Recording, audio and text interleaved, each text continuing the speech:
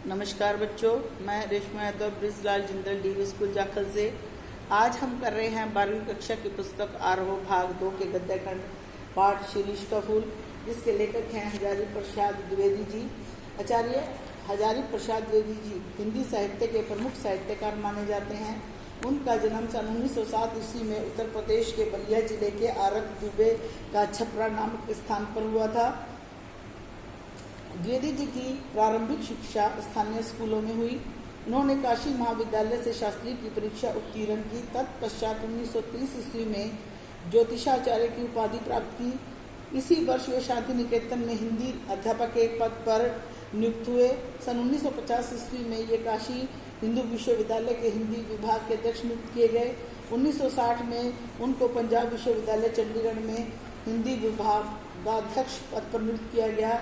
तत्पश्चात यहाँ से अवकाश लेकर ये भारत सरकार की हिंदी विषयक समितियों एवं योजनाओं से जुड़े रहे।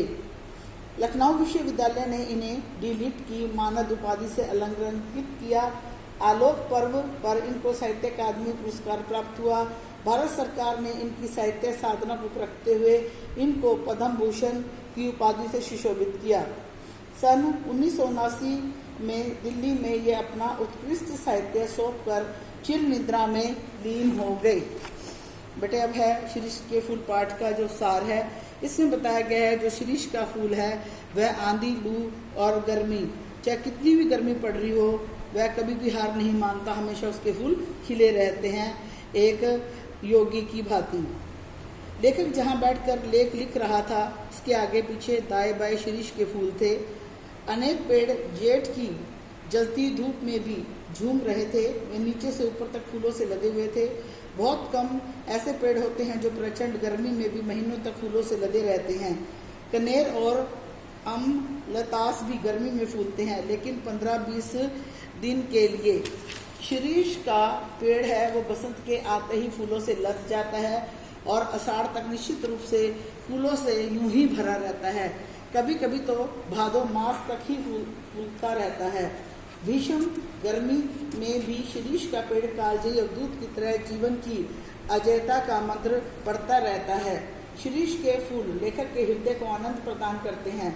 पुराने समय के कल्याणकारी और शुभ समझे जाने वाले शिरीष के छायादार पेड़ों को लोग अपनी चार दीवारी के पास लगाना पसंद करते थे। अशोक, अरिष्ट, पुन्नाग और शिरीष के छायादार हरे भरे पेड़ निश्चित रूप से बहुत सुंदर लगते हैं। शिरीष की डालियां अवश्य कुछ कमजोर होती हैं, पर इतनी कमजोर नहीं होती कि उन पर झूले न डाले जा सकें। शिरीष के फूल बहुत कोमल होते हैं।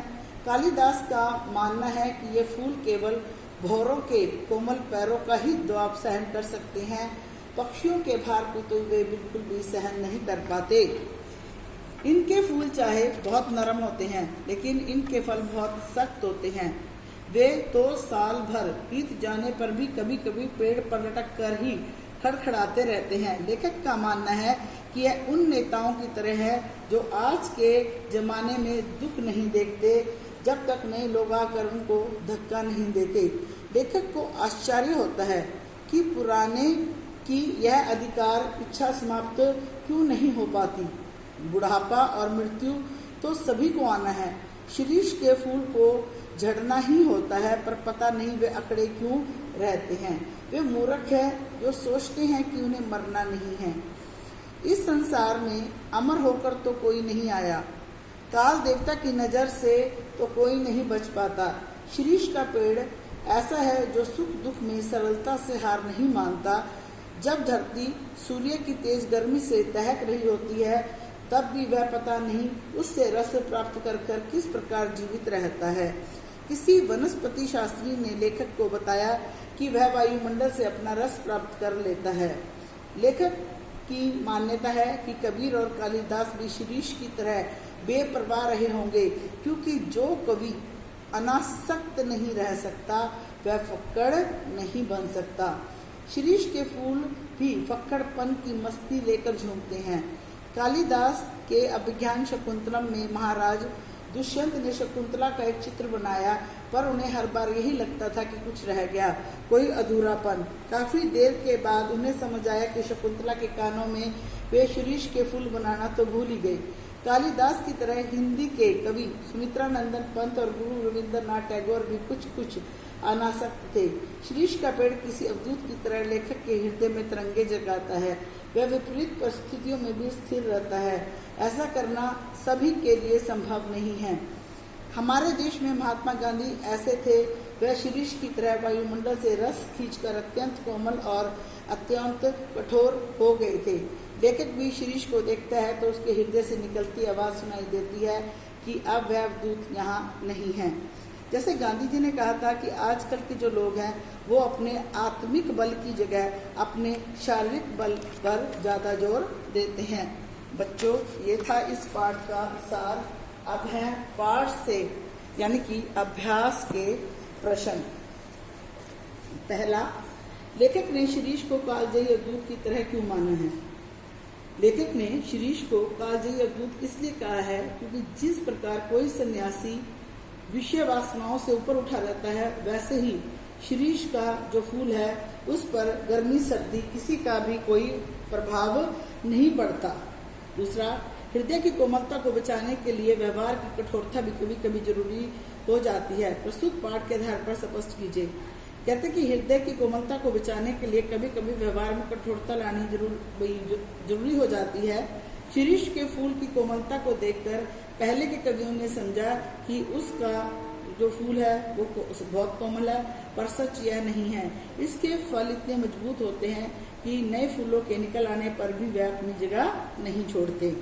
अगला है, द्विवेदी जी ने शीरीष के माध्यम से कोलाहल व संघर्ष से भरी जीवन स्थितियों में अविचलित रहकर भी जीजी विशु बने रहने की सीख दी है। द्विवेदी जी ने शीरीष के माध्यम से आज के कोलाहल और संघर्ष भरे जीवन में ये कहा कि लोगों को उन्हें विचलित नहीं होना चाहिए, बल्कि शीरीष का जो वृक्ष है उसकी तरह अनासक्त योगी बनना चाहिए। शीरीष अत्यंत कठिन एवं विषम परिस्थितियों में भी जीने की शक्ति को बरकरार रखता है।